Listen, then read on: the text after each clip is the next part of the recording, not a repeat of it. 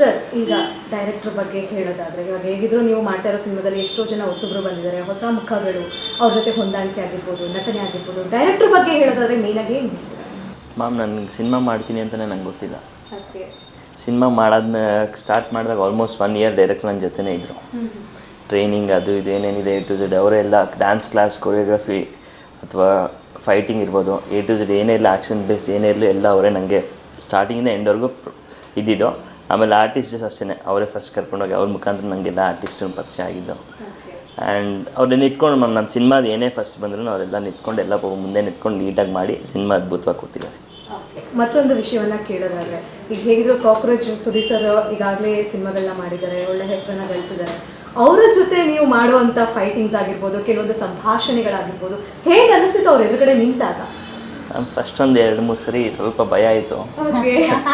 ಬಾಚಿನ ಇಲ್ಲಿ ಅಂತ ಹೆಗಲ ಮೇಲೆ ಕರ್ಕೊಂಡೋದ್ರು, ಕಾಫಿ ಕೊಡೋ ಮೇಲೆ ಹೇಳಿದ್ರು, ಅಪ್ಪ ಯಾವುದಕ್ಕೆ ಇದು ಆ್ಯಕ್ಟಿಂಗ್ ನೀನು ಇವಾಗ ಎಷ್ಟು ಚೆನ್ನಾಗಿ ಮಾಡ್ತಿರ್ತೀವಿ, ಅಷ್ಟು ಚೆನ್ನಾಗಿ ಕಾಣಿಸ್ತೀಯ ಅಂತ ಒಂದು ಭಯ ಅನ್ನೋದು ಹೋಗ್ಸಿದ್ದು ಅವರೇ ಮ್ಯಾಮ್. ಅವ್ರು ಹೋಗಿಸಿ ಆಮೇಲೆ ಕರ್ಕೊಬಂದು, ಯಾಕೆಂದರೆ ಶಾರ್ಟ್ ಇಟ್ಟಾದಮೇಲೆ ನನಗೆ ಏನು ಮಾಡಿ ನಂಗೆ ಒಂಥರ ಭಯ ಇರುತ್ತಲ್ಲ ಮ್ಯಾಮ್, ದೊಡ್ಡ ಆರ್ಟಿಸ್ಟ್ ಅನ್ನೋದು.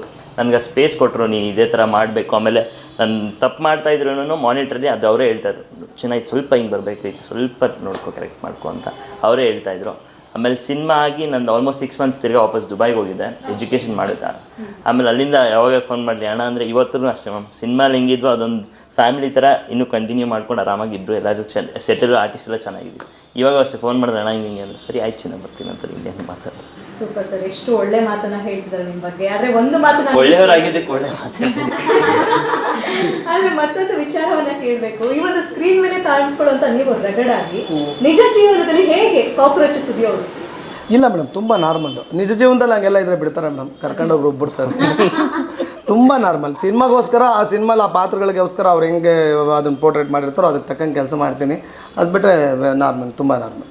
ಸ್ವಾದಿಷ್ಟತೆಯ ಸ್ವಾದ, ತಾಜಾತನದ ಆಹ್ಲಾದ, ಉತ್ತಮ ಆರೋಗ್ಯ ಮತ್ತು ಹೆಚ್ಚಿನ ರೋಗ ನಿರೋಧಕ ಶಕ್ತಿಯ ವೃದ್ಧಿಗೆ ಈಗ ನಿಮಗೆ ಸಿಗುತ್ತಿದೆ ಉತ್ತಮ ಗುಣಮಟ್ಟದ ಪೌಷ್ಟಿಕಾಂಶ. Shri Vaidik millet health mix. ಇದು ಸಿರಿಧಾನ್ಯಗಳ ಸಂಪತ್ತು.